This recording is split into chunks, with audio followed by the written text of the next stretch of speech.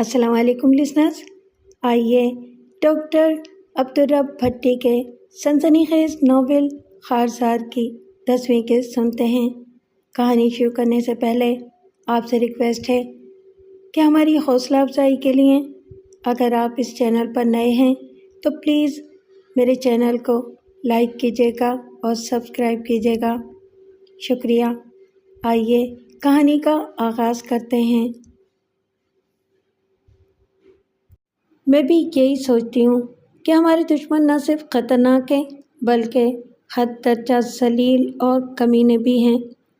ہم پر حاوی ہونے کے لیے وہ اس روحانی مرکز کے تقدس کا خیال بھی اپنے ذہن میں نہیں لائیں گے۔ میں نے تائیدی انداز میں سر ہلایا۔ شینا خاموش رہی۔ میں اس کی جانب سے کسی بات کی منتظر تھی، لیکن جب اس کی خاموشی طول پکڑ گئی تو میں نے ہی کہا، میرا خیال ہے کہ ہماری وہی پالیسی ہی درست ہے جس پر ہم اب تک عمل کرتے آ رہے ہیں۔ تمہارے کہنے کا مطلب ہے کہ ہم دشمنوں سے نمٹنے کے لیے تمہارے بھائی سائیں داد کا گھر استعمال کریں گے اور اپنا کام کر کے یہاں جایا کریں گے؟ شینا نے مسکراتے ہوئے میری طرف دیکھ کر کہا، ہاں، ہمیں عطا سائیں داد کے گھر میں دشمنوں سے نمٹنے کے لیے رہنا ہوگا۔ میں نے سر ہلایا۔ یہ فیصلہ کرنے کے بعد ہم دونوں نے خود کو ذہنی طور پر کافی ہلکا پھلکا محسوس کیا۔ بی بی جی نے ہمیں خود مختاری دے رکھی تھی۔ جب شام کے وقت ہم دونوں حویلی سے روانہ ہو رہے تھے تو بی بی جی وظائف وغیرہ میں مصروف تھیں۔ میں نے مرادہ کو کہہ دیا تھا کہ ہم صبح پھر لوٹ آئیں گے۔ گوٹھوں دیہاتوں میں شام کچھ جلدی اتر آتی ہے، بالخصوص جاڑوں میں تو بڑی تیزی سے اندھیرا چھا جاتا ہے۔ ہم دونوں نے گرم چادروں کے اوپر برقعے اوڑھ رکھے تھے۔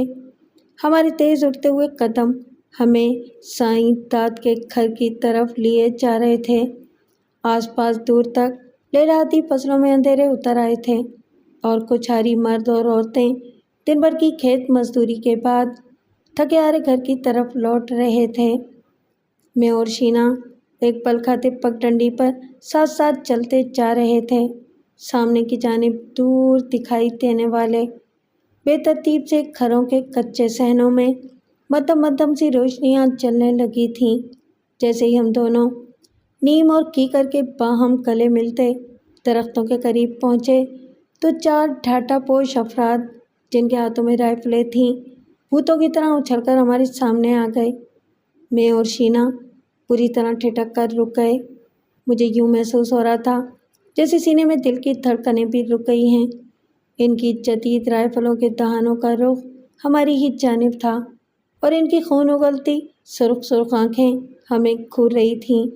ہمارے جسموں میں خوف کسی زندہ جانور کی طرح حرکت کر رہا تھا۔ اس کے نوکیلے پنجے ہمیں اپنے جسم کے اندرونی اعضاء میں گڑھتے محسوس ہو رہے تھے۔ یہ وہ بھیانک صورتحال تھی جس کے بارے میں پہلے ہم نے سوچا ہی نہیں تھا۔ ہماری حد سے بڑھی ہوئی خود اعتمادی نے ہمیں بالآخر ایسی جگہ لا کر مارا تھا جہاں پانی بھی نہ تھا۔ وہ چاروں سیاہ شلوار قمیصوں میں ملبوس تھے۔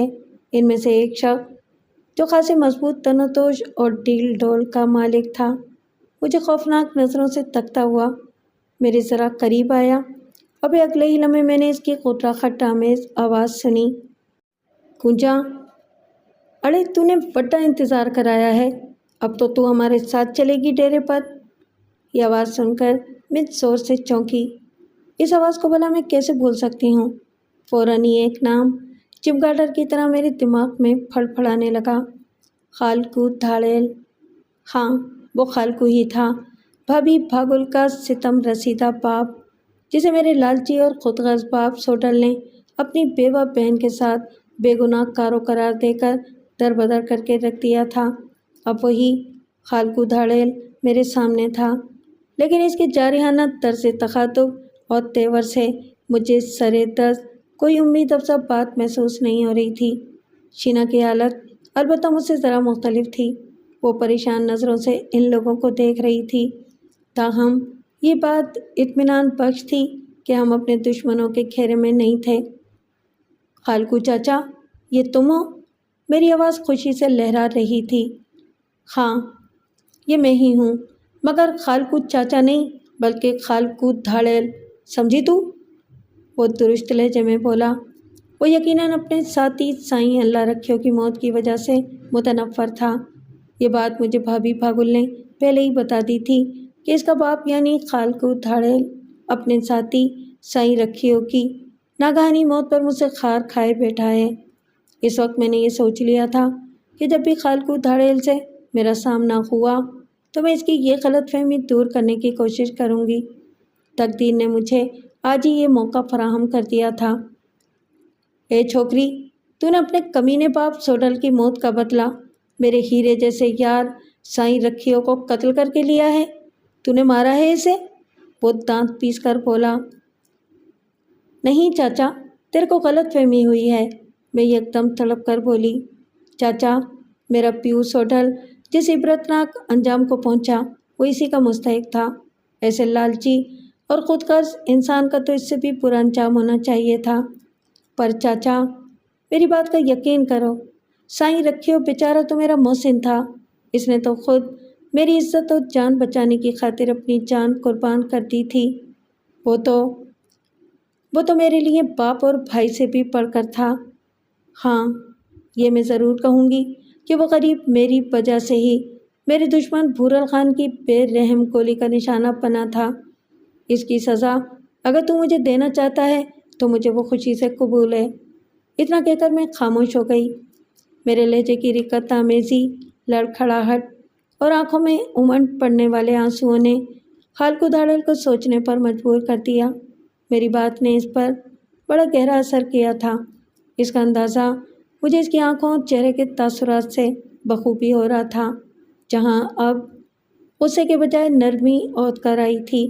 میں نے دیکھا اس کا رائفل والا ہاتھ اب نیچے ہو گیا تھا۔ اس کے باقی تینوں ساتھیوں نے بھی رائفلیں نیچے جھکا لی تھیں۔ تب خالقو دھاڑیل نے اپنا دایاں ہاتھ روایتی انداز میں میرے سر پر رکھا تو مجھے اس کے ہاتھ میں واضح طور پر مشفقانہ لرزش محسوس ہوئی تھی۔ پھر خالقو دھاڑیل کی لرزیدہ آواز ابھری، "کھونجا دھیے، میں تیرے حالات سے اچھی طرح واقف ہوں اور میں سمجھتا ہوں کہ ہم دونوں ایک ہی کشتی کے سوار ہیں۔ تیری باتوں پر مجھے اب پورا یقین آ چکا ہے کہ مجھے واقعی تیری طرف سے غلط فہمی ہو گئی تھی۔ مجھے بتا، تو اب کدھر جانا چاہتی ہے؟ ہم تجھے عزت کے ساتھ وہاں تک چھوڑ آتے ہیں۔ اس کی آواز میں پدرانہ شفقت محسوس کر کے میں سسک پڑی اور بے اختیار میں نے اس کے چوڑے شانوں پر اپنا سر رکھ دیا۔ وہ میرا سر تھپکنے لگا۔ اچھا دھیے، یہ تو بتا، سائیں رکھیوں نے مجھے بتایا تھا کہ تو مجھ سے ملنا چاہتی تھی۔ تجھے میری مدد کی ضرورت ہے تو بتا۔ تو نے مجھے چاچا کہا تو آج سے تو میری بھتیجی ہے۔ خالقو کے لہجے میں ملائمت تھی۔ میں آہستگی سے علیحدہ ہوئی اور پھر بولی، چاچا سائیں، تو نے میرے سر پر ہاتھ رکھ دیا، یہی میرے لیے کافی ہے۔ میں واقعی اس وقت بڑی مشکل میں تھی، پر ابھی میں نے اتنا ہی کہا تھا کہ اچانک ہمارے چاروں طرف سے سرسراہٹیں سی ابھریں۔ اس سے پہلے کہ ہم کچھ سمجھتے، اسلحہ بردار ہیولوں نے ہمیں چاروں طرف سے گھیر لیا۔ ہم اب پوری طرح سے ٹھٹک گئے۔ وہ تعداد میں ہم سے کہیں زیادہ تھے اور ان کے جارحانہ تیوروں سے یہی اندازہ ہو رہا تھا کہ وہ ہمارے خیر خواہ ہرگز نہیں ہیں۔ پھر ان میں سے ایک نے غراتی ہوئی آواز میں خالقو اور اس کے ساتھیوں سے کہا، اپنے ہتھیار پھینک دو ورنہ گولیوں سے بھون دیا جائے گا۔ میرا دل کن پٹیوں میں دھڑک رہا تھا، مگر خالقو نے اس کی دھمکی سے متاثر ہوئے بغیر گرجدار لہجے میں کہا، تم لوگ کون ہو؟ اڑے منہ بند کر، تمہیں سوال کرنے کا حق نہیں ہے اور نہ ہی تم لوگوں سے ہماری دشمنی ہے۔ ہم ان دونوں چھوکریوں کو اپنے ساتھ لے جانا چاہتے ہیں۔ وہی اسلحہ بردار غرایا۔ میں متوحش نگاہوں سے ان کا جائزہ لے رہی تھی۔ ان کی تعداد 7-8 کے قریب تھی اور ہاتھوں میں انہوں نے جدید گنیں تھام رکھی تھیں۔ وہ لوگ مجھے اور شینا کو اپنے ساتھ لے جانے پر مصر تھے۔ اس سے یہی اندازہ ہوتا تھا کہ وہ وڈیرے عارف خان کے ہی کارندے تھے۔ میں نے دیکھا خالقو دھاڑیل ذرا دیر کو خاموش ہو گیا تھا، پھر اس کے بعد اس نے اپنے شانے اچکاتے ہوئے گویا ہتھیار ڈال دیے اور اپنے ساتھیوں سے مخاطب ہو کر بولا، چلو بابا، جو یہ کرتے ہیں کرنے دو، ہمارا ان لوگوں سے کوئی جھگڑا نہیں۔ یہ کہہ کر جب اس نے قدم آگے بڑھانے چاہے تو اسی مسلح شخص نے یکدم درست لہجے میں کہا، نہیں، پہلے تم لوگوں کو اپنے ہتھیار پھینکنے ہوں گے، پھر تم لوگ یہاں سے جا سکتے ہو۔ اس کی بات سن کر خالقو دھاڑیل کی آنکھوں میں تذبذب کے آثار نمودار ہو گئے۔ خود میری عجیب حالت ہو رہی تھی اور میری متوحش نظریں خالقو دھاڑیل پر جمی ہوئی تھیں۔ مجھے اس کے اچانک تبدیل ہو جانے والے رویے نے حواس باختہ کر دیا تھا۔ میرے قریب کھڑی شینا کی کیفیت بھی یقیناً مجھ سے مختلف نہ تھی۔ اس اچانک کایا کلپ پر وہ بھی پریشانی کا شکار تھی۔ میں نے دیکھا خالقو دھاڑیل نے اپنے تینوں ساتھیوں کی طرف دیکھ کر انہیں ہتھیار پھینک دینے کا حکم دیا اور پھر خود بھی اپنی رائفل زمین پر پھینک دی۔ ہاں، اب تم چاروں یہاں سے جا سکتے ہو، اسلحہ بردار نے خالقو دھاڑیل سے کہا۔ اس کی آواز فتح کے نشے سے چور تھی۔ مجھے اب تک یقین نہیں آ رہا تھا کہ ذرا دیر پہلے میرے سر پر شفقت کا ہاتھ دھر کر تسلی دینے والا شخص مجھے اور شینا کو ان نامعلوم ہتھیار بندوں کے حوالے کر کے اس طرح بے تعلق ہو جائے گا۔ پھر میں نے دیکھا کہ خالقو دھاڑیل اور اس کے تینوں ساتھی خاموشی کے ساتھ تاریکی کی دلدل میں غائب ہو گئے۔ میں نے بدحواسی نظروں سے شینا کی طرف دیکھا۔ ان کی حالت بھی خیر ہو رہی تھی۔ ان چاروں کے جاتے ہی وہ شخص چہرے پر خبیثانہ مسکراہٹ لیے آہستہ آہستہ چلتا ہوا ہمارے قریب آیا۔ اس کے خوفناک چہرے پر مدھم روشنی میں صفاقی کی جھلک دیکھی جا سکتی تھی۔ ہاں بابا، شرافت سے ہمارے ساتھ چلو گی یا تم دونوں کے نرم و نازک اور خوبصورت بوجھ ہمارے کندھوں کو اٹھانا پڑیں گے؟ اس نے معنی خیز مسکراہٹ کے ساتھ باری باری ہم دونوں کو دیکھا۔ اس کے ساتھی بھی اب ہمارے گرد اپنا گہرا تنگ کرتے ہوئے قریب آ چکے تھے۔ اب اس میں کوئی شبہ نہ رہا تھا کہ وہ وڈیرے عارف خان کے ہی کارندے تھے۔ اتنے میں مجھے شینا کی آواز سنائی دی، تم لوگ کون ہو اور ہمیں کہاں لے جانا چاہتے ہو؟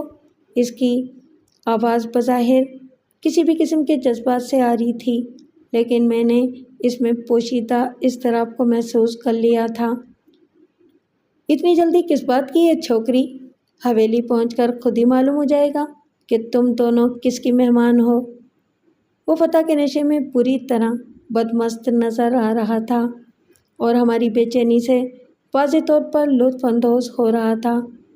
میرے دماغ میں ہلچل سی مچی ہوئی تھی اور میں موجودہ صورتحال کے تنگ گھیرے سے نکلنے کے بارے میں غور کر رہی تھی، مگر سرِ دست مجھے بچاؤ کی کوئی راہ سجائی نہیں دے رہی تھی۔ اگرچہ میرے اور شینا کے لباسوں میں پسٹل چھپے ہوئے تھے، مگر ان کی حیثیت ان حملہ آوروں کے جدید ہتھیاروں کے سامنے غلیل کی سی تھی۔ اس وقت وہ خبیث صورت شخص زوردار آواز میں بولا، چلو ہمارے ساتھ۔ یہ کہتے ہوئے اس نے میرا ہاتھ پکڑ کر اپنی طرف کھینچا اور یہی سلوک اس کے ایک دوسرے ساتھی نے شینا کے ساتھ کیا۔ ہمارے چہرے گھبراہٹ اور غصے کے ملے جلے تاثرات سے سرخ ہو گئے، تاہم اب ان کی بات ماننے کے سوا ہمارے پاس کوئی چارہ بھی نہ تھا۔ میں نے فوراً جھٹکا دے کر اپنا ہاتھ اس کی گرفت سے چھڑایا اور خرا کر بولی، ہم تمہارے ساتھ چلنے کو تیار ہیں۔ یہ کہتے ہوئے میں نے قدم آگے بڑھا دیے۔ شینا میرے ساتھ تھی، ہم ان کے آگے چل رہے تھے۔ ہم لوگ اب ایک دوسری بل کھاتی تاریک پگڈنڈی پر چل رہے تھے جس کے دائیں بائیں لمبی لمبی جھاڑیاں جھوم رہی تھیں۔ مجھے خالقو دھاڑیل کے بزدلانہ رویے پر غصے سے زیادہ دکھ کا احساس ہو رہا تھا، مگر پھر میں نے سوچا کہ وہ لوگ بھی بیچارے کیا کرتے، وہ خود صرف 4 تھے اور آنے والے 7-8 افراد تھے، وہ لوگ ان کا مقابلہ نہیں کر سکتے تھے۔ ابھی ہم نے تھوڑا سا فاصلہ طے کیا ہوگا کہ اچانک مجھے عقب سے تیز فائرنگ کے ساتھ کربناک انسانی چیخیں سنائی دیں۔ میرا دل اچھل کر حلق میں اٹک گیا۔ فوراً ہی میں نے اور شینا نے خود کو زمین پر گرا لیا تھا۔ پہلے تو ہماری سمجھ میں کچھ نہ آیا کہ فائرنگ کون لوگ کر رہے ہیں اور چیخیں کن لوگوں کی تھیں۔ ہم دونوں زمین پر گرتے ہی لڑکتے ہوئے قریبی جھاڑیوں میں آ دبکے تھے۔ ہمارے عقب میں اب بے تاجہ فائرنگ ہو رہی تھی۔ اچانک ہی جیسے ایک بھونچال سا آ گیا تھا۔ کچھ سمجھ میں نہیں آ رہا تھا کہ اچانک یہ کیا شروع ہو گیا ہے، لیکن جو کچھ بھی ہوا تھا میرے اور شینا کے حق میں ہی تھا۔ گونجا، آگے بڑھو، جلدی یہاں سے نکلنے کی کوشش کرو۔ اچانک میں نے شینا کی آواز سنی۔ میں نے دیکھا شینا نے کونیوں کے بل آگے سے رکھنا شروع کر دیا تھا۔ اس کے ہاتھ میں مجھے کوئی چمکدار شے نظر آ رہی تھی۔ وہ پسٹل تھا۔ میں نے بھی فوراً اپنا پسٹل نکال لیا اور پھر تو جیسے میرے وجود میں یکدم بجلی سی بھر گئی۔ ہم دونوں نے جھاڑیوں کے درمیان تاریکی میں جلدی جلدی آگے بڑھنا شروع کر دیا۔ میرا دل سینے میں پوری طرح دھک دھک کر رہا تھا۔ اچانک مجھے یوں لگا جیسے فائرنگ میں کمی آ گئی ہو۔ پھر کچھ لوگوں کے دوڑتے قدموں کی آوازیں آنے لگیں۔ شاید ہمیں یرغمال بنانے والے وہ اسلحہ بردار میدان چھوڑ کر راہ فرار اختیار کر رہے تھے، مگر مجھے حیرانی اس بات پر ہو رہی تھی کہ انہیں میدان چھوڑنے پر کن لوگوں نے مجبور کیا تھا۔ آخر ہمارے نجات دہندہ کون لوگ تھے؟ اچانک شینا نے اپنی پیش قدمی ترک کر دی اور چپ سادے لیٹی رہی۔ باجی، یہ اچانک کیا ہو گیا؟ میں نے اپنی بے ترتیب سانسوں پر قابو پاتے ہوئے سرگوشی میں شینا سے سوال کیا۔ پتہ نہیں، میں خود حیران ہوں، شینا نے قدرے ہانپتے ہوئے جواباً کہا۔ پھر اچانک اکا دکا ہونے والے فائروں کا سلسلہ بھی موقوف ہو گیا۔ اسی لمحے مجھے کہیں قریب ہی ایک شناسا آواز سنائی دی۔ کوئی مجھے پکار رہا تھا۔ گونجا دیے، تم کہاں ہو؟ میرے سامنے آؤ، دشمن بھاگ گئے ہیں۔ میں خالقو دھاڑیل کی آواز پہچان کر خوشی اور مسرت سے جھوم اٹھی۔ آواز میرے بائیں جانب پگڈنڈی کی طرف سے ابھری تھی۔ اب ہمارا اس طرح پڑے رہنا بے معنی تھا۔ شینا نے بھی یہ آواز سن لی تھی۔ ہم دونوں نے کھڑے ہو کر دیکھا تو ہمیں تاریکی میں دو آدمیوں کے متحرک حیولے نظر آئے۔ ان میں سے ایک کو میں نے ڈیل ڈول کے ذریعے پہچان لیا تھا۔ یہ خالقو دھاڑیل تھا، دوسرا اس کا کوئی ساتھی تھا۔ ان کی نظریں بھی ہم پر پڑ گئی تھیں۔ ہمیں دیکھتے ہی وہ تقریباً دوڑتے ہوئے ہمارے پاس آئے۔ ان دونوں کے ہاتھوں میں پستولیں دبی ہوئی تھیں۔ گونجا دیے، تم دونوں ٹھیک تو ہو نا؟ خالقو دھاڑیل نے ہمارے قریب آتے ہوئے ہانپی ہوئی آواز میں پوچھا۔ ہاں خالقو چاچا، ہم ٹھیک ہیں، میں نے سر ہلاتے ہوئے جواب دیا۔ وہ باعجلت بولا، جتنی جلدی ہو سکے یہاں سے نکل چلو۔ کچھ دشمنوں کو ہم نے جہنم فاصل کر دیا ہے، باقی شاید ادھر ادھر چھپ گئے ہیں۔ تم دونوں کو فی الحال میرے ساتھ ہی چلنا ہوگا۔ ٹھیک ہے چاچا، چلو ہم تیار ہیں۔ میں نے صورتحال کی نزاکت کو بھانپتے ہوئے فوراً خامی بھر لی اور ساتھ ہی شینا کی طرف دیکھا، وہ بھی تیار تھی۔ پھر ہم دونوں خالقو چاچا اور اس کے ساتھی کے ساتھ تیز تیز قدم بڑھاتے ہوئے چل پڑے۔ ہمارے چاروں طرف تاریکی اور سناٹے کا راج تھا۔ فضا میں بارود کی تیز اور ناگوار سی بو رچی ہوئی تھی۔ دور کہیں آوارہ کتوں کے بھونکنے کی آوازیں آ رہی تھیں۔ مجھے اس بات پر حیرت ہو رہی تھی کہ یوں اچانک خالقو چاچا نے کس طرح دشمنوں کو مار بھگایا تھا، جبکہ اس نے اور ان کے ساتھیوں نے تو اپنی رائفلیں بھی پھینک دی تھیں۔ مگر پھر خالقو چاچا اور اس کے ساتھی کے ہاتھوں میں پستول دیکھ کر خیال آیا کہ خالقو چاچا نے صورتحال کی نزاکت کو فوری بھانپتے ہوئے ایک جوا کھیلا تھا۔ انہوں نے ساتھیوں سمیت خاموشی سے ہتھیار ڈال کر بلا چوں چرا میدان چھوڑنے کی جو حکمت اپنائی تھی وہ 100% کامیاب رہی تھی۔ حملہ آوروں نے خالقو چاچا اور اس کے تینوں ساتھیوں کی جامد تلاشی لینے کی ضرورت محسوس نہیں کی تھی۔ وہ شاید طاقت کے زوم میں یہ بھول گئے تھے کہ ان چاروں کے پاس رائفلوں کے علاوہ پستول بھی ہو سکتے ہیں۔ لہٰذا رائفلیں پھینک دینے کے بعد خالقو چاچا اور اس کے ساتھی کچھ دور جا کر پلٹے اور دشمنوں کا تعاقب کرنے لگے، اور یوں موقع ملتے ہی انہوں نے بڑی مہارت اور ہوشیاری کے ساتھ ان پر حلہ بول دیا تھا۔ بعد میں خالقو چاچا نے ایک افسوسناک بات بھی ہمارے کوش گزار کی کہ اس حملے میں اس کے 2 ساتھی بھی جانور نہ ہو سکے تھے۔ باہر تو ابھی خطرہ پوری طرح سر سے ٹلا نہ تھا۔ ہمارے باقی ماندہ دشمن اتنی آسانی سے شکست کھانے کے لیے ہرگز تیار نہیں ہوں گے، لہٰذا وہ کسی وقت بھی دوبارہ منظم ہو کر وہی کھیل ہمارے ساتھ کھیل سکتے تھے جو تھوڑی دیر پہلے ہی خالقو چاچا اور اس کے تینوں ساتھیوں نے بڑی چالاکی اور ہوشیاری کے ساتھ ان کے ساتھ کھیلا تھا اور ہاری ہوئی بازی جیت لی تھی۔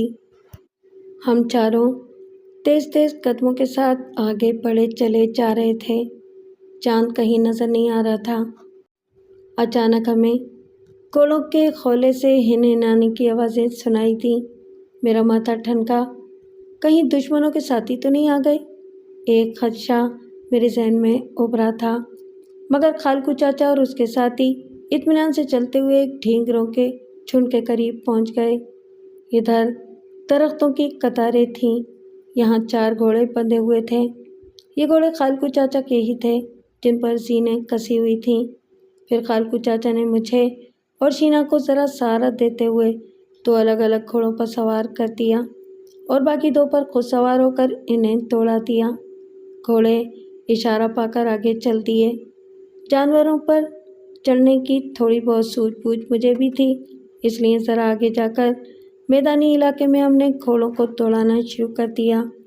گھوڑے پالتو اور سدائے ہوئے تھے، انہیں غالباً اپنے ٹھکانوں کے راستوں کا علم تھا، اس لیے وہ مخصوص رفتار کے ساتھ دوڑے چلے جا رہے تھے۔ تھوڑی دیر بعد ہم نے گاج ندی کا پل پار کیا اور مغرب کی سمت دادو سیون کے معروف لکی نامی پہاڑی سلسلوں کی طرف روانہ ہو گئے۔ دور سے ہمیں گورکھ ہل اسٹیشن کی ٹمٹماتی ہوئی روشنیاں نظر آ رہی تھیں۔ قوس کی صورت میں ایک پہاڑی موڑ کاٹتی ہوئی ریلوے لائن بھی چمکتی ہوئی نظر آ رہی تھی۔ انہیں کراس کر کے ہم پہاڑوں کے دامن میں آ گئے۔ ہمارے چاروں طرف بلند و بالا پہاڑ دم بخود سے کھڑے تھے۔ ہم اب بلندی کی جانب بڑھ رہے تھے۔ گھوڑے ان دشوار گزار راستوں کے عادی معلوم ہوتے تھے، اس لیے بڑے آرام سے آگے بڑھے چلے جا رہے تھے۔ میرا جوڑ جوڑ دکھنے لگا تھا۔ سب سے آگے خالقو چاچا کا گھوڑا تھا، اس کے بعد میں اور شینا، پھر سب سے آخر میں خالقو چاچا کا ساتھی تھا۔ ہم چاروں ایک متحرک لکیر کی صورت میں آگے بڑھتے ہوئے جب پہاڑ پار کرنے کے بعد دوسری طرف پہنچے تو سامنے مجھے ایک وسیع میدانی علاقہ دکھائی دیا، جہاں تھوڑے تھوڑے فاصلے پر لگ بھگ 8-9 گھاس پھوس کی جھوپڑیاں نظر آئیں۔ ان کے وسط میں الاؤ روشن تھا، جس کے دائیں بائیں زمین پر لکڑی کی کمچیاں گڑی ہوئی تھیں اور ان پر سالم پٹھور بھونا جا رہا تھا۔ الاؤ کے گرد 8-10 افراد بیٹھے ٹھٹول بازی میں مصروف تھے۔ اپنی وضع قطع سے ہی وہ ڈاکو دکھائی دے رہے تھے۔ یہ سب غالباً خالقو چاچا کے ساتھی تھے۔ ایک طرف گھوڑے بھی بندھے ہوئے تھے۔ ہم پر نگاہ پڑتے ہی الاؤ کے گرد بیٹھے ہوئے ڈاکو یکدم اٹھ کھڑے ہوئے، پھر دیکھتے ہی دیکھتے جھونپڑیوں سے بھی کچھ لوگ نکل کر ہمارے قریب آ گئے۔ گھوڑوں کے رکتے ہی خالقو چاچا اور اس کے ساتھی نیچے اتر آئے۔ میں اور شینا بھی اپنے گھوڑوں سے اتر آئے۔ سردار سائیں، خیر تو ہے نا؟ یہ سکو اور بخشل نظر نہیں آ رہے؟ ایک ساتھی دھاڑیل نے خالقو چاچا سے پوچھا۔ خالقو چاچا نے جواباً ایک افسردہ سی نظر اپنے ساتھیوں پر ڈالی اور غمزدہ لہجے میں کہا، وہ دونوں ایک کارروائی میں کام آ گئے۔ اس کی بات پر وہاں موجود ہر شخص کو سانپ سونگھ گیا تھا۔ میں سمجھ گئی تھی کہ خالقو چاچا کے ساتھی دھاڑیل نے اپنے انہی دونوں ساتھیوں کے بارے میں ہی استفسار کیا تھا، جو ان حملہ آوروں کے ساتھ مقابلے میں اپنی جان سے ہاتھ دھو بیٹھے تھے۔ سردار سائیں، کیا ان دونوں نے؟ اچانک اسی ساتھی دھاڑیل نے مجھے اور شینا کو گھورتے ہوئے دانستہ اپنا جملہ ادھورا چھوڑا۔ ارے نہیں بابا، یہ دونوں تو بے قصور ہیں، ہمیں ہی غلط فہمی ہوئی تھی، خالقو چاچا نے اپنا ہاتھ اٹھا کر کہا، مگر شاید اس کا ساتھی مطمئن نہیں ہوا تھا۔ وہ بدستور ہماری طرف زہریلی نظروں سے گھور رہا تھا، مگر اسے दोबारा बोलने की हिम्मत नहीं हुई थी। खालकू चाचा मुझे और शीना को एक छोटी सी झोंपड़ी में ले आया। यहाँ ज़मीन पर प्याल और सूखी घास फूस फैली हुई थी, जिस पर एक जानिब तो रंगीन और चौकोर खानों वाली मैली सी रल्लियाँ बिछी हुई थीं। हमारा थकन के मारे बुरा हाल हो रहा था। मैं और शीना रल्लियों पर जा बैठे। खालकू चाचा के इस दुरुस्त मिजाज साथी की कीनतोस नज़रें अब तक मेरे दिमाग में चुभती हुई महसूस हो रही थीं। जाने क्यों मुझे उसकी तरफ से एक खटका सा लग गया था। हमारे बैठते ही खालकू चाचा ने कहा, तुम दोनों आराम से और बिल्कुल बेफिक्र होकर सो जाओ। अगर कुछ खाना पीना है तो बता दो। नहीं चाचा, अब हम बस आराम करना चाहते हैं, मैंने थके थके से लहजे में कहा। अच्छा ठीक है, अभी तुम दोनों आराम से सो जाओ, कल सुबह बातें होंगी। खालकू चाचा इतना कहकर चला गया और थोड़ी देर बाद हमें 2 रज़ाइयाँ दे दी गईं। इस मकाम के बुलंद होने की वजह से हमें सर्दी भी ज़्यादा महसूस हो रही थी। मैं और शीना रज़ाइयाँ ओढ़ कर सो गए। अगले दिन सवेरे ही हमारी आंख खुल गई। खालकू चाचा हमारे लिए नाश्ते के तौर पर कुछ खाने पीने की चीज़ें ले आया था। चाचा साईं, लगता है कि तुम्हारे साथियों की अभी तक हमारी तरफ से गलतफहमी दूर नहीं हुई। मेरे दिल में पलने वाला अंदेशा बिलाखिर लबों पर आ ही गया। खालकू चाचा ने जस्त की एक धुआं उड़ाती केतली से चाय प्यालियों में उंडेलते हुए मुस्कुरा कर कहा, नहीं धिये, ऐसी बात नहीं। इन लोगों को साईं रखियों की मौत का दुख ज़रूर है, मगर इनके दिल तुम्हारी तरफ से साफ हो गए हैं। लेकिन चाचा, लगता है तुम्हारे एक साथी का भी शक दूर नहीं हुआ, वही बड़ी बड़ी खौफनाक आंखों और मूंछों वाला। वो शायद अब भी मुझे साईं रखियों की मौत का जिम्मेदार समझता है, मैंने बिला झिझक कह दिया। एक लम्हे के लिए खालकू चाचा के चेहरे पर अजीब सा तासुर उभरा, मगर फिर दूसरे ही लम्हे वो कतरे मुस्कुरा कर बोला, अच्छा, तू जानू माची की बात कर रही है। शायद तेरी बात ठीक ही है, मगर मैं जल्दी इसकी ये गलतफहमी दूर कर दूंगा। वैसे वो मेरा चहीता साथी है, किसी गैर बंदे की बात का एतबार कम ही करता है। मैं ये सुनकर खामोशी से नाश्ते की तरफ मुतवज्जा हो गई। बाद में खालकू चाचा ने इसके मुतालिक मुख्तसरन बताया कि जानू माची इनका बहुत ख़ास और बहादुर साथी है। गिरोह में इसे नंबर 2 की हैसियत हासिल थी। खालकू चाचा के बाद वही गिरोह की कमान संभालता था। तुम दोनों इधर ही बैठो, मैं अपने साथियों के साथ एक ज़रूरी नशिस्त लगा रहा हूँ। घंटे 2 घंटे के बाद मैं इधर आऊँगा, फिर आराम से बैठकर बातें करेंगे। इतना कहकर खालकू चाचा बाहर निकल गया। मेरा ख्याल है कि हमें अब अपनी बाकी की मुहिम इस डेरे पर रहकर अंजाम देनी चाहिए। खालकू चाचा के निकलते ही शीना ने मुझसे कहा था। मैं जानती थी उसने ये बात मजाक में कही थी। इसके लिए तो फिर हमें भी खतरनाक डाकुओं का रूप भरना पड़ेगा। ना बाबा, फिलहाल मेरा फूलन देवी बनने का इरादा नहीं। शीना ने अपने कानों पर हाथ लगाए और वे हम दोनों ही हंस पड़े। वैसे इन बेचारों की भी क्या ज़िंदगी है, हर वक्त खतरों में घिरे रहते हैं, दर बदर की खाक छानते फिरते हैं। शीना ने सर झटकते हुए कहा, हाँ ये तो है। वैसे बाजी, अगर देखा जाए तो हमारी भी ज़िंदगी इनसे मुख्तलिफ नहीं। अगरचे इन लोगों का पेशा डाके डालना और लूट मार करना है, लेकिन इन्हें इस हालत तक पहुंचाने में भी समाज का ही दखल है। इन लोगों ने खुशी से इस गलत राह का इंतखाब नहीं किया होगा। हाँ, ये सब सिस्टम की खराबी का नतीजा है। ऐसा सिस्टम जिसमें इंसाफ चाहने वाले को उल्टा मुसीबत में मुब्तला होना पड़ता है और फिर वो इंसाफ के हुसूल के लिए गलत राहों का मुसाफिर बन जाता है। शीना ने इंतहाई गहरी मतानत से तबसरा किया। मैंने इसकी बात पर ज़रा गौर किया तो वो मुझे 100% दुरुस्त मालूम हुई। खालकू चाचा ख़तरनाक धाड़ेल बनने से पहले एक आम खारी था। तपती दोपहरों में ज़मीन पर हल चलाकर मजदूरी किया करता था। लेकिन जब मेरे लालची बाप ने मेरे पुप्पी के साथ कारों का झूठा इल्ज़ाम लगाकर इसे दर बदर कर डाला, تو ناچار خالقو زمانے کی ٹھوکریں کھاتا ہوا غلط راہ پر چل نکلا۔ اسے اتنا خوفزدہ کر دیا گیا تھا کہ راجواڑی فیصلے میں بیچارہ اپنی صفائی بھی پیش نہ کر سکا۔ کہاں کھو گئی کونجا تم؟ ماں شینا نے پکارا اور میں چونک سی گئی۔ میرا خیال ہے ہمارا ان لوگوں کے بیچ رہنا مناسب نہیں، ہمیں فوراً یہاں سے نکل جانا چاہیے۔ مجھے متوجہ پا کر شینا نے پرخیال لہجے میں کہا تو میں نے تائید میں اپنے سر کو اسباتی جنبش دی، پھر قدرے توقف کے بعد بولی، خالقو چاچا آ جائے تو اس سے بات کرتے ہیں۔ میں نے پرسوچ انداز میں کہا اور پھر ایک خیال کے تحت بات جاری رکھی۔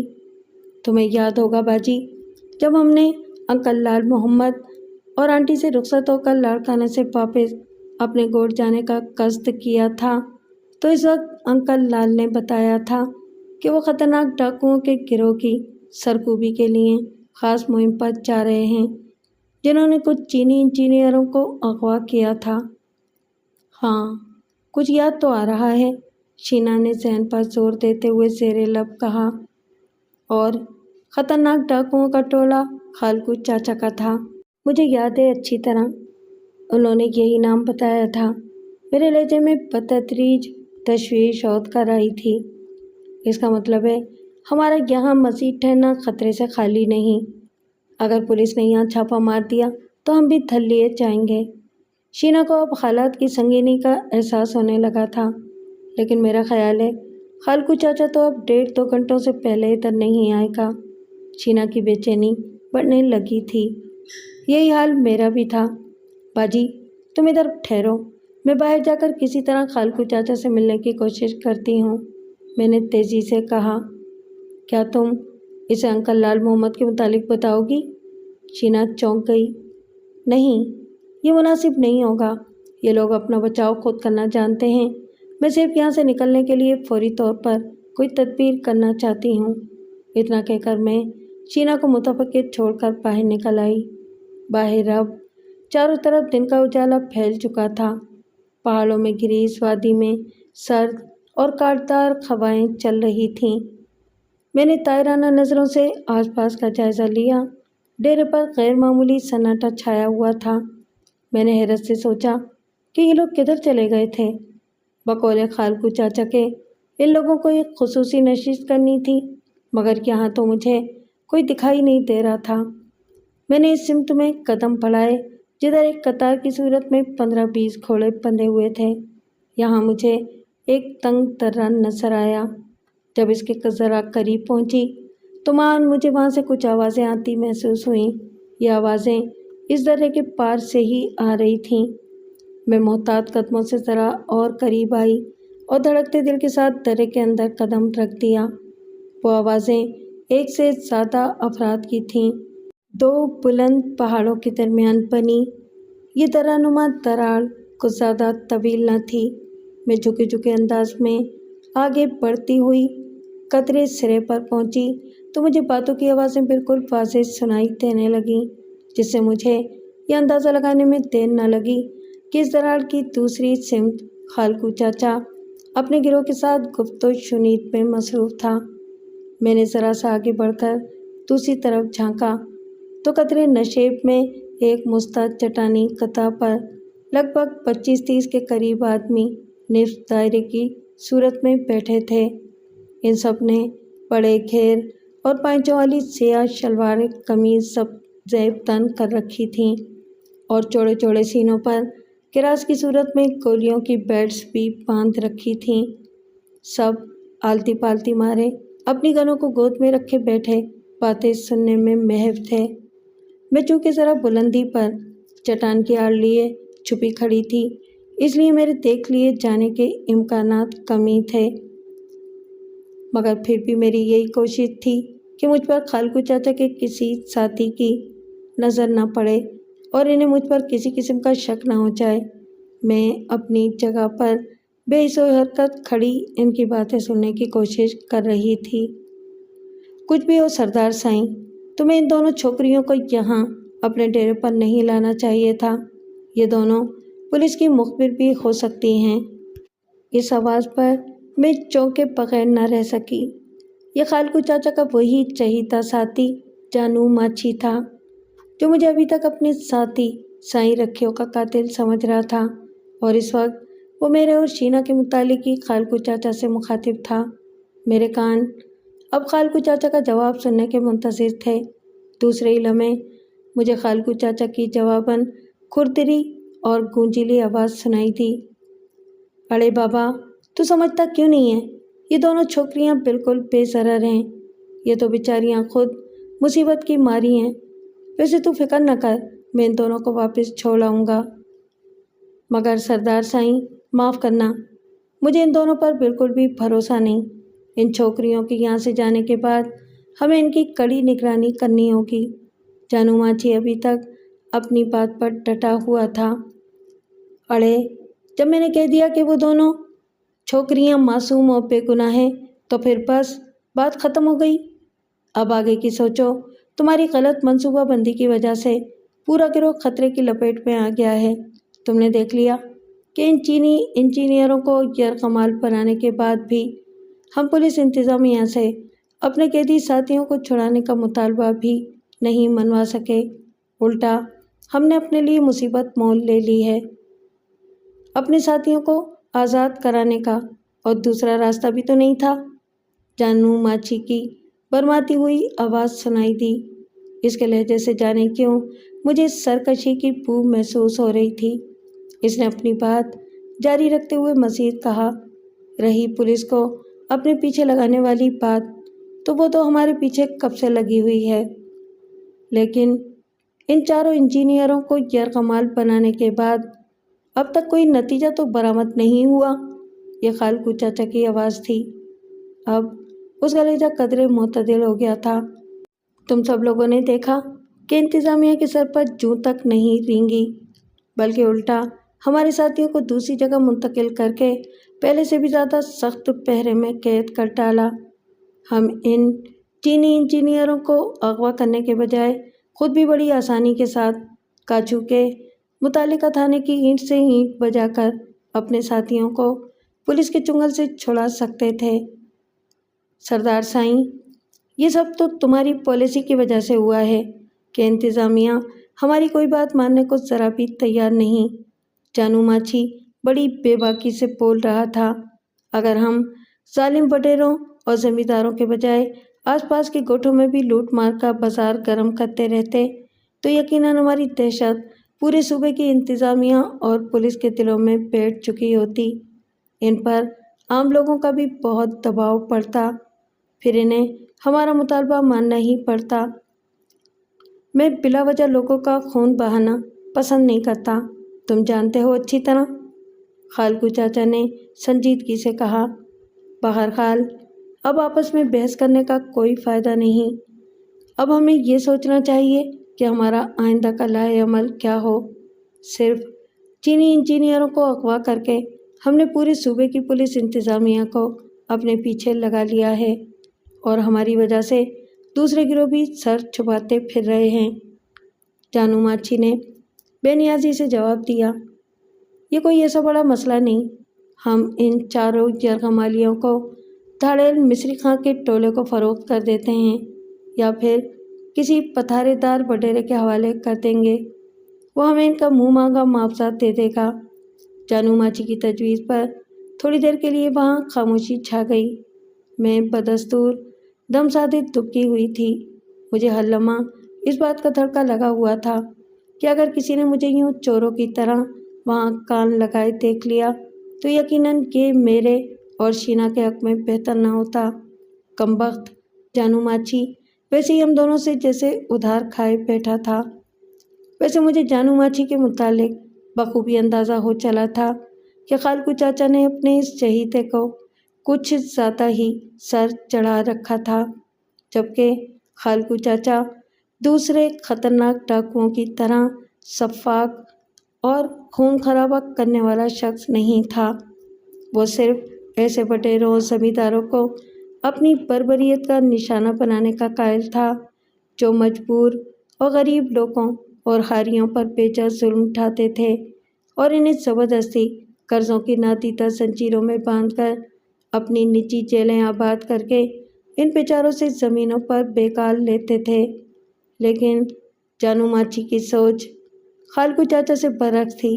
وہ ظالم وڈیروں کے ساتھ غریب خاریوں پر بھی ظلم اٹھانے کے حق میں تھا۔ ادھر میں ان لوگوں کی گفتگو میں یہ بات فراموش کر بیٹھی کہ میں در حقیقت خالکو چاچا کو یہ بتانے بلکہ درخواست کرنے آئی تھی کہ ہمارا اب ان کے ڈیرے پر رہنا زیادہ مناسب نہیں ہوگا۔ تاہم ان کی گفتگو سن کر چینی انجینئروں کے اغوا والے معاملے پر خود میں بھی دلچسپی لینے پر مجبور ہو گئی تھی۔ شاید اس کی وجہ یہی تھی کہ انکل لال محمد کے منہ سے اس بارے میں پہلے ہی سن چکی تھی۔ تھوڑی دیر کی خاموشی کے بعد میرے کانوں میں خالکو چاچا کی آواز پڑی، یہ بات میرے اصولوں کے خلاف ہے کہ ہم اپنے یرغمالیوں کی نیلامی کریں۔ بس اب میرا آخری فیصلہ یہی ہے کہ ہم ان چاروں یرغمالیوں کو آزاد کر دیں گے۔ اس کی یہ بات اور مستحکم لہجہ سن کر کسی میں ہمت نہ ہو سکی کہ کچھ بول سکے۔ پھر مجھے یوں لگا جیسے وہ نشست برخاست ہونے لگی ہے۔ وہ لوگ کھڑے ہو رہے تھے۔ میں واپس جانے کے لیے پلٹی تو بری طرح چونک پڑی۔ سامنے دو خونخوار صورت رائفل بدست دھاڑیل مجھے گھور رہے تھے۔ یہ خالکو چاچا کے ساتھی تھے۔ ان میں سے ایک قطرے درست لہجے میں مجھ سے بولا، اے چھوکری، تو یہاں کیا کر رہی تھی؟ میں خالکو چاچا سے ملنے آئی تھی، مگر گھبراہٹ میں مجھ سے کچھ بولا نہیں گیا۔ ملنے آئی تھی یا چھپ کر ان کی باتیں سننے آئی تھی؟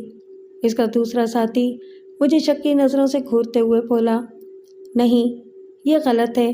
میں خالکو چاچا کو مصروف پا کر واپس لوٹنے لگی تھی کہ میری آواز حلق میں ہی اٹک گئی، کیونکہ اسی لمحے میرے عقب سے کچھ آہٹیں ابھریں۔ میں نے چونک کر پیچھے مڑ کر دیکھا تو خالکو چاچا کو اپنے ساتھیوں کے ہمراہ نمودار ہوتے دیکھا۔ خالکو چاچا مجھے وہاں دیکھ کر حیرت سے میری طرف تکنے لگا۔ کھونجا دھیے، تو یہاں کیا کر رہی ہے؟ اس سے پہلے کہ میں کوئی جواب دیتی، ان دو دھاڑیلوں میں سے ایک نے میری طرف تیز نظروں سے گھورتے ہوئے خالکو چاچا سے استحضائیہ لہجے میں کہا، سردار سائیں، یہ چھوکری تمہاری باتیں سن رہی تھی، ہم نے اسے دیکھ لیا تو۔ اڑے چپ کر تو رہی منہ، مجھے بات کرنے دے۔ خالکو چاچا نے اپنے ساتھی کو بری طرح جھڑک دیا اور پھر میری طرف گھوما۔ دھیے، کیا بات ہے؟ مجھ سے کوئی بات کرنی تھی؟ خالکو چاچا کے نرم لہجے سے مجھے کچھ حوصلہ ہوا، لہٰذا میں نے اپنے خشک ہونٹوں پر زبان پھیرتے ہوئے کہا، ہاں چاچا، میں تم سے ہی ایک ضروری بات کرنے آئی تھی۔ چنگا چنگا، تو چل، میں ابھی آتا ہوں، اس نے کہا، اور پھر میں خاموشی سے سر جھکائے واپس اپنی جھوپڑی میں آ گئی۔ وہاں شینا بے چینی سے میرا انتظار کر رہی تھی۔ مجھے دیکھتے ہی اس نے بے تابی سے پوچھا، کیا ہوا کھونجا، تم نے خالکو چاچا سے بات کی؟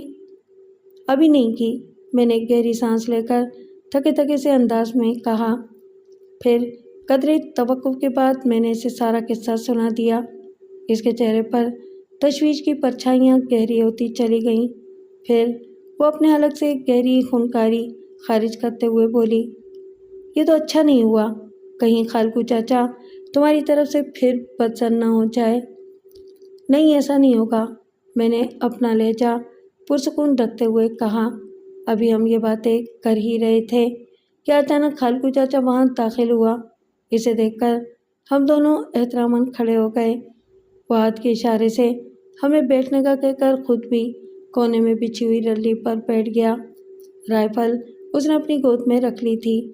میں اور شینا بھی اس کے سامنے ذرا فاصلے پر ٹانگیں سکیڑ کر بیٹھ گئے۔ ہاں، اب کہو کھونجا دھیے، تم نے مجھ سے کیا بات کرنی تھی؟ ہمارے بیٹھتے ہی خالکو چاچا نے شفیق لہجے میں پوچھا۔ چاچا، میرا خیال ہے کہ میرا اور شینا باجی کا اب یہاں ڈیرے پر رہنا ٹھیک نہیں ہے، ہم یہاں سے جانا چاہتے ہیں۔ میں نے بلا تمید اپنا مقصد بیان کر ڈالا۔ میرا خیال ہے کہ تم لوگوں کا ابھی گوٹ میں رہنا مناسب نہیں ہوگا۔ ادھر نہ صرف تیرا بھائی سائیں داد بلکہ وہ مردود وڈیرا عارف خان بھی تم دونوں کی جان کا دشمن بنا ہوا ہے۔ آخر یہاں تم دونوں کو کیا تکلیف ہے؟ حالت بہتر ہو جائیں تو میں خود تم دونوں کو جہاں کہو گی بخیریت پہنچا دوں گا۔ خالقو چاچا کے لہجے میں خلوص اور اپنائیت تھی، جسے میں ہی نہیں شینا بھی متاثر ہوئے بغیر نہ رہ سکی۔ شاید یہی وجہ تھی کہ ہم دونوں کے منہ سے ایک لفظ بھی نہیں نکل پایا تھا، تاہم میرے ذہن میں ایک خدشہ خار بن کر چبھ رہا تھا، لہٰذا میں نے محتاط انداز میں کہا، چاچا سائیں، تمہاری بات تو ٹھیک ہے، لیکن مجھے ڈر ہے کہ ہماری وجہ سے تمہارے گروہ میں بگاڑ پیدا نہ ہو جائے۔ ہم دونوں کو شاید تمہارے آدمی پسند نہیں کرتے۔ تو شاید جانو ماچی کی بات کر رہی ہے۔ خالقو چاچا میری بات کی تہ تک پہنچ گیا۔ دیکھو دھیے، جانو ماچی یا گروہ کے کسی بھی آدمی کا تم سے متنفر ہونا فطری بات ہے، مگر میں ان لوگوں کو سمجھا بجھا دوں گا۔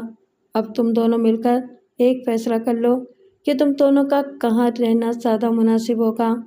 میرے دروازے تو تم دونوں پر ہمیشہ کھلے ہیں، مجھے اچھی طرح سوچ سمجھ کر بتا دینا۔ یہ کہہ کر خالقو چاچا اٹھا اور وہاں سے چلا گیا۔ اس کے جانے کے بعد وہاں ایک گمبھیر خاموشی چھا گئی۔ میں نے سوچا کہ موجودہ حالات کے پیش نظر ہمارا ادھر رہنا ہی مناسب ہے۔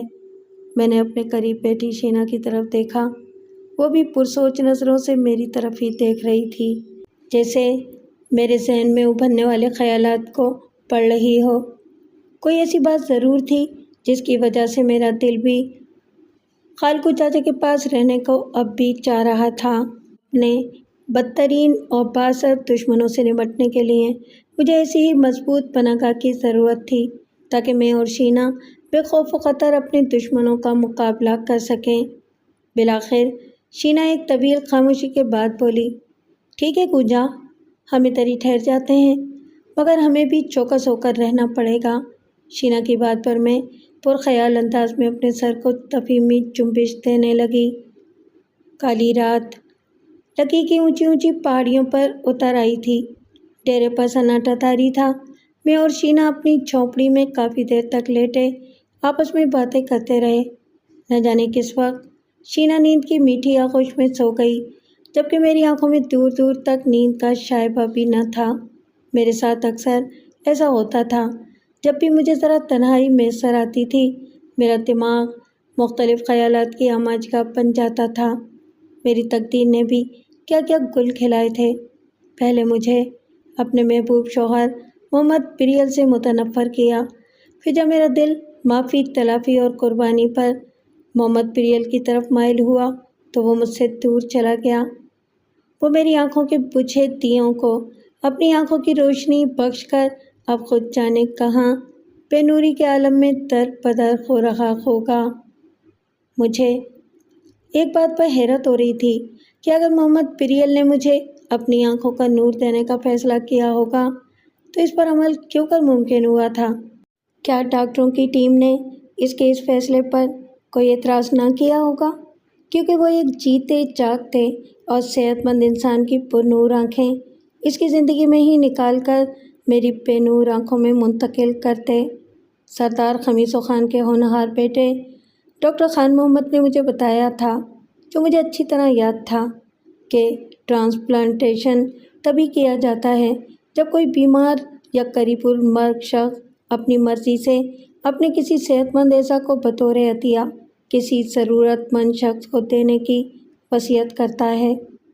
چونکہ ڈاکٹروں کو معلوم ہوتا ہے کہ ان کے مریض کی زندگی اب تھوڑی ہی رہ گئی ہے، اس لیے انہیں اس شخص کے اعضاء نکالنے پر کوئی اعتراض نہیں ہوتا۔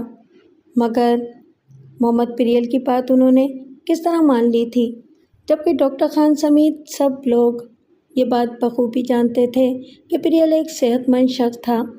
پھر انہوں نے ایسا کیوں کیا تھا؟ کیا یہ ظلم نہیں تھا؟ اور کیا یہ ایک جرم کے زمرے میں نہیں آتا تھا؟ طرفہ تماشا تو یہ تھا کہ ڈاکٹر خان محمد نے بھی حقیقت مجھ سے پوشیدہ رکھی تھی۔ یقیناً اس میں پریل ہی کی خواہش کا دخل رہا ہوگا۔ ادھر ڈاکٹر خان محمد کی شخصیت بھی میرے لیے معمہ بنی ہوئی تھی۔ میں نے تہیہ کر رکھا تھا کہ میرا پھر کبھی ڈاکٹر خان محمد یا اس کی بہن ڈاکٹر ماروی سے سامنا ہوا تو میں اس سلسلے میں ضرور ان سے پوچھوں گی۔ پریل کے خلاف میرے دل سے کدورت اب دھل چکی تھی۔ نفرت کا گلیشیئر اب پگھلنے لگا تھا۔ اس کی جگہ پریل کی محبت دل میں جاگنے لگی تھی، وہی محبت جو کاج ندی کے کراڑے پر واقع گھنے درخت کی گھنی چھاؤں میں پروان چڑھی تھی۔ یہ سب سوچتے سوچتے مجھ پر نیند کا غلبہ طاری ہونے لگا کہ اچانک مجھے باہر دھیمی سی آہٹ سنائی دی۔ میرے جسم میں ایک دم سنسناہٹ سی ہونے لگی۔ نیند فوراً ہی کافور ہو گئی۔ میں صورت کے ساتھ مگر آواز پیدا کیے بغیر اپنی جگہ سے اٹھی اور جھونپڑی کے دروازے کے نزدیک آ پہنچی، جس پر ٹاٹ کا پردہ جھول رہا تھا۔ میں نے دھیرے سے وہ ٹاٹ ذرا سرکا کر باہر جھانکا تو اچانک میں نے مدھم اور ملکجی روشنی میں دو سائے دیکھے۔ ان کی حرکات و سکنات میں چوروں کا سا انداز تھا۔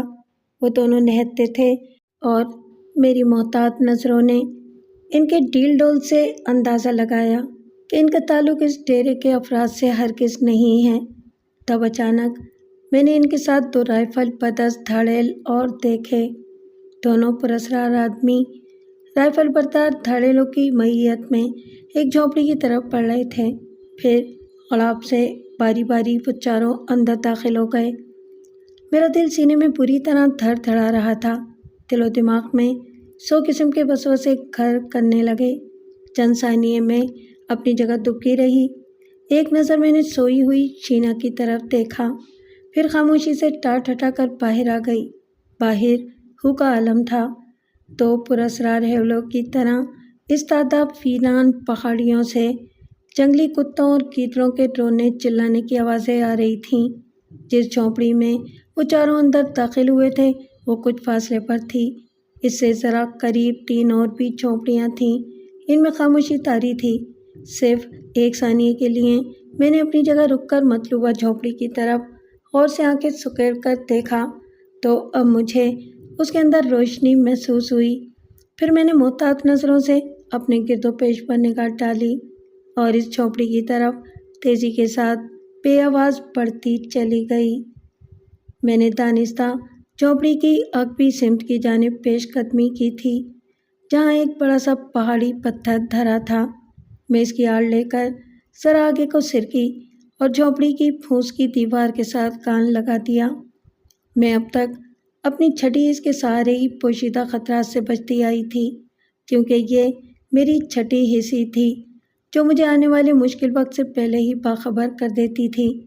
چنانچہ جیسے ہی میں نے ان دونوں نووارد افراد کو رائفل بردار دھاڑیلوں کے ہمراہ اس جھونپڑی میں داخل ہوتے دیکھا، میری چھٹی اس نے مجھے خبردار کرتے ہوئے ان کی سنگن لینے پر مجبور کر ڈالا۔ جیسے ہی میں نے جھونپڑی کی گھاس پھوس کی دیوار سے کان لگایا، اندر سے ایک مانوس آواز نے مجھے چونکا ڈالا۔ تم دونوں کو ابھی اس طرح یہاں نہیں آنا چاہیے تھا۔ ابھی گروہ پر میری اجارہ داری قائم نہیں ہوئی ہے۔ اگر سردار یا اس کے کسی آدمی کو شک ہو گیا تو؟ یہ جانو ماچھی کی آواز تھی۔ وہ یقیناً ان دونوں آدمیوں سے مخاطب تھا جسے اس کے دونوں مسلح ساتھی اندر لائے تھے۔ مگر سائیں، ہم تو تیرے سے ملنے آتے ہی رہتے ہیں۔ تیرے سردار کو پتہ ہے کہ ہم تیرے پرانے یار ہیں۔ یہ ان دونوں اجنبیوں میں سے کسی ایک کی آواز تھی۔ خیر چھوڑو اس بات کو، کیسے آنا ہوا؟ بہتار سائیں تو چاک ہے نا؟ جانو ماچھی نے بحث سے بچتے ہوئے سوال کیا۔ ہاؤ سائیں، اپنا وٹا بہتار تو چاک ہی ہے، پر سائیں تمہارے خفیہ پیغام نے وٹے بہتار کو بے چین سا کر دیا ہے۔ میرے پیغام نے بہتار سائیں کو بے چین کر دیا ہے؟ جانو ماچھی کی حیرت زدہ آواز ابھری۔ سائیں بہتار کو تو خوش ہونا چاہیے تھا کہ اس کے دونوں شکار اس وقت میری مٹھی میں ہیں۔ میں جب چاہوں ان دونوں چھوکریوں کو سائیں وڈیرے کے حوالے کر سکتا ہوں۔ جیسے ہی جانو ماچھی نے یہ بات کہی، مجھے ایسا محسوس ہوا جیسے میرا وجود کسی بڑے سے آنکڑے میں پھنس گیا ہے اور دھیرے دھیرے وہ میرے گوشت کو کاٹتا ہوا اندر گھستا چلا جا رہا ہے۔ ہاؤ سائیں، برابر، بات تو تمہاری ٹھیک ہے، پر بہتار سائیں کا حکم ہے کہ فوراً ان دونوں چھوکریوں کو موت کے گھاٹ اتار دیا جائے، اسی لیے ہمیں بہتار سائیں نے فوراً تمہارے پاس بھیجا ہے۔ یہ کھردری آواز غالباً دوسرے آدمی کی تھی۔ بابا، तुम अपनी भोतार साईं को जाकर तसल्ली दो। ये काम जितना आसान है उतना ही मुश्किल भी है, पर हो ज़रूर जाएगा। अभी इन दोनों छोकरियों को खालकू सरदार का आशीर्वाद हासिल है, पर मैं कोशिश करूँगा कि किसी तरह ये काम निपटा दूँ। मैं मौके की ताक में हूँ, जानू माची के लहजे में सफ़ा की थी। मेरे अंदर आंधियाँ सी चलने लगी थीं, दिल जैसे कनपटियों में धड़कने लगा था। जानू माची का मंसूबा तो मैं समझ गई थी, मगर ये बात अभी तक पर्दा इसरार में ही थी कि वो किस भोतार साईं का जिक्र कर रहा था। जिस भोतार साईं की ईमा पर वो हम दोनों को जल्द से जल्द मौत के घाट उतारना चाहता था, वो कौन था? मेरे दिमाग में बटेरे आरब खान के सिवा और कोई ना आ सका। इस वक्त एक नवारित बोला, वैसे तुमको तसल्ली तो है ना बाबा कि ये दोनों छोकरियां कूंचा और शीना ही हैं? अरे बाबा, कैसी बातें करता है तू यार? जानू माची ने हंसते हुए कहा, मैंने जंगलों की खाक ज़रूर छानी है, मगर फांकी नहीं है बाबा। क्या अपनी शिकार को ही न पहचान सकूं? बड़े भोतार को तसल्ली दो जाकर, ये दोनों छोकरियां वही हैं जिसे बीबी जी की हवेली से उठा लाने का भोतार साईं ने मुझे हुक्म दिया था। पर अब तो ये काम और भी आसान हो गया है। शिकार खुद चलकर जाल में आ फंसा है, बस अब मैं मौके की ताक में हूँ। मेरे तो सानो गुमान में भी न था कि मेरे और शीना के खिलाफ बिछाए हुए जाल की रस्सियाँ इतनी दराज और इतने लोगों के हाथों में हैं कि वो हमें देखते ही किसी भी वक्त अचानक रस्सियाँ खींचकर जाल समेट सकते थे। अब मुझे पूरा यकीन हो चला था कि ये दोनों नौवारिद इस कमीने बटेरे आरब खान के ही कारिंदे थे और जानू माची से इस मरदूद का कोई ताल्लुक़ था। यूँ तो कुछ बासर बटेरों का ताल्लुक़ इलाके के बदनाम धाड़ेलों से रहता आया है और पास बदनाम धाड़ेल टोलों को आरब खान जैसे ही बटेरों की पुश्त पनाही हासिल होती है। लेकिन इन पथारेदार बटेरों की हैसियत मकामी इस्तिलाह में रहंदू कहलाती है, जो दौलतमंद अफराद की माली हैसियत के बारे में धाड़ेल टोलों को आगाह करते हैं। फिर अगवा बराए तावान का खेल खेला जाता है। इस तावान में एक बड़ा हिस्सा इन पथारेदारों का भी होता है। मेरा ख्याल था कि खालकू चाचा का इस मामले से दूर तक का भी वास्ता न था, क्योंकि इसका निशाना गरीब और मासूम लोगों के बजाय सालिम बटेरे बनते थे। लेकिन जानू माची इससे मुख्तलिफ था, बल्कि मौजूदा हालात में तो अब मुझे यही महसूस हो रहा था कि वो इस गिरोह में अपने सरदार खालकू धाड़ेल का सबसे बड़ा मुखालिफ था। मैंने अपने जहन में उमड़ने वाले ख्यालात को झटका और अंदर होने वाली सनसनीखेज गुफ्तगू पर कान लगाए रखे। वो दोनों नौवारिद शायद अब रुखसत होने लगे थे, मगर जाते जाते इनमें से एक ने जानू माची से आखिर में तंबी के तौर पर कहा, यार भोतार साईं का काम जल्दी निपटा देना। तू तो जानता है कि आपने साईं पट्टा इन दोनों ख़तरनाक छोकरियों के बारे में कितना परेशान और बेसब्रा हो रहा है। हाओ बाबा हाओ, आपने साईं बट्टे को तसल्ली दो जाकर, इसका काम हो जाएगा, क्योंकि बहुत जल्द गिरोह की सरदारी मेरे हाथ में आने वाली है, क्योंकि खालकू सरदार अब बूढ़ा हो गया है। जानू माची ने अजीब से सनसनाते हुए लहजे में कहा। इस पर नौवारिद की कदरे चौंकती हुई आवाज़ सुनाई दी, अच्छा, क्या सरदार खालकू अपनी खुशी से तुम्हें गिरोह का सरदार बना रहा है? अरे नहीं बाबा, वो तो बुढ़ा शेर है, ये काम मुझे अब खुद करना पड़ेगा।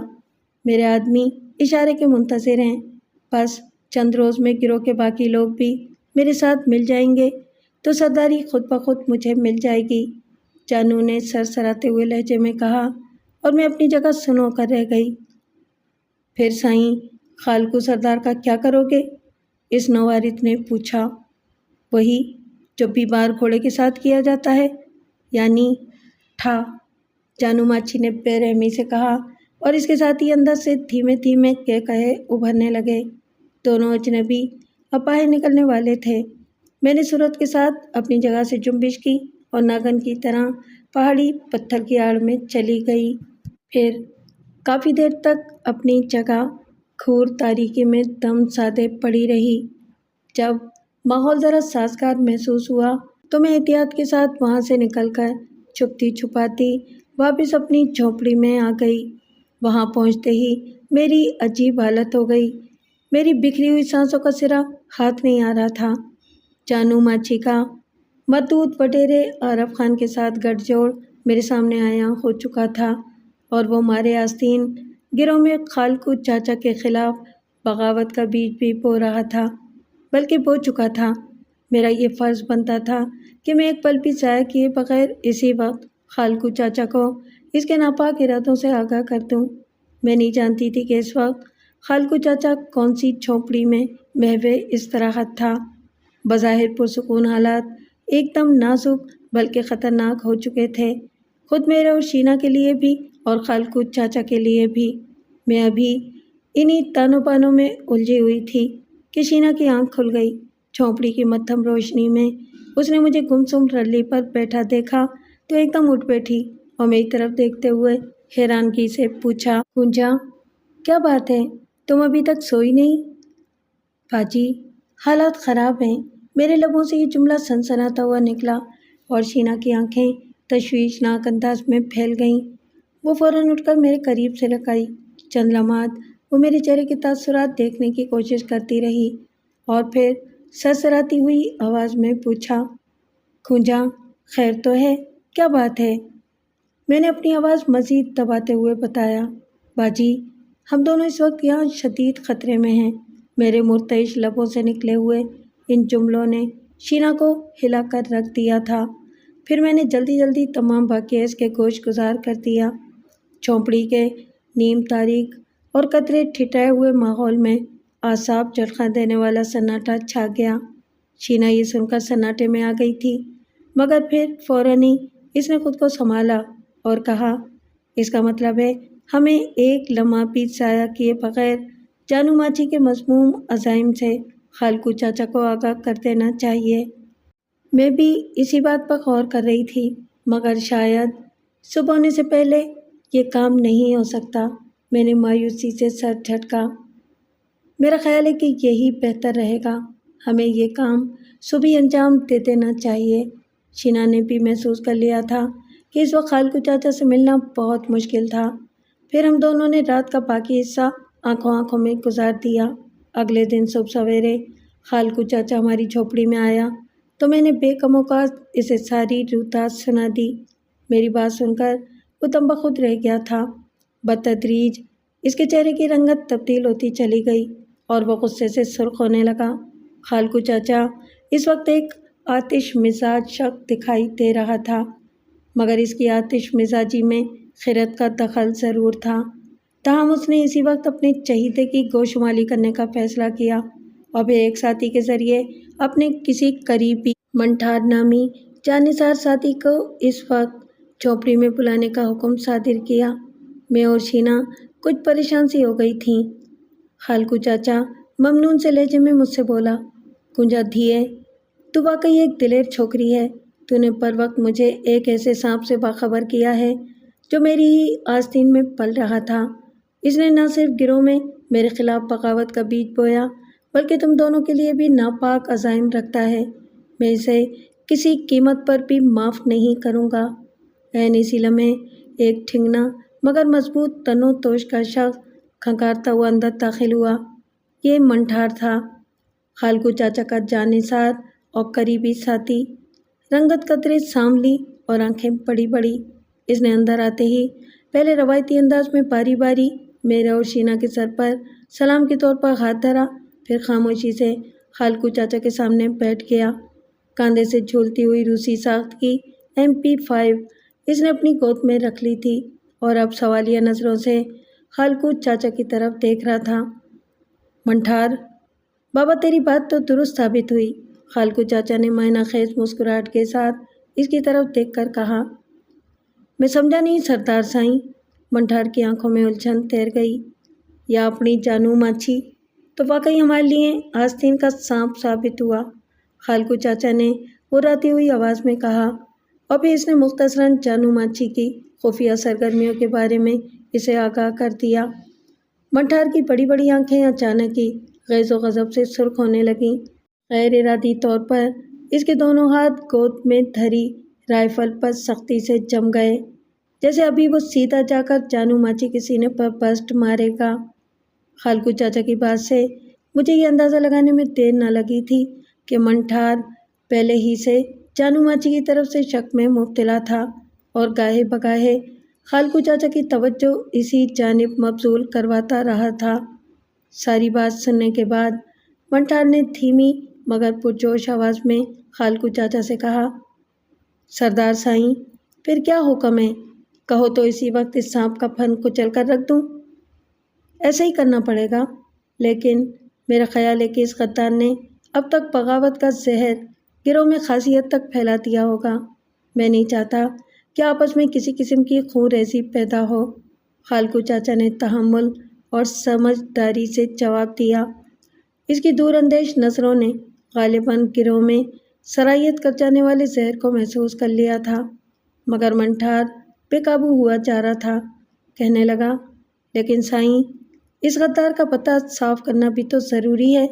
میرا تو جی کرتا ہے سائیں کہ ابھی جا کر اس موذی کے سینے میں پورا بسٹ اتار دوں۔ کیا ہو گیا ہے منٹھار تجھے؟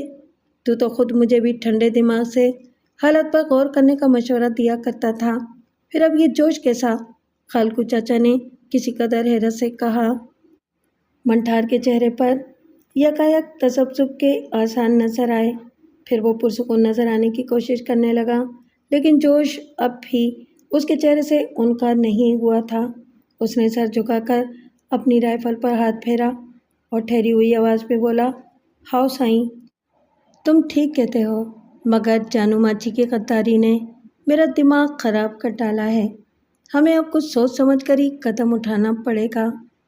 اس دوران میں اور شینا ان دونوں کی گفتگو خاموشی سے سن رہے تھے، لیکن یہ حقیقت تھی کہ اس وقت پریشانی ہم دونوں کے چہروں پر پوری طرح ڈیرے ڈالے ہوئے تھی۔ خالکو چاچا نے ہمارے چہروں سے عیاں پریشانی اور تفکر کو بھانپ لیا تھا۔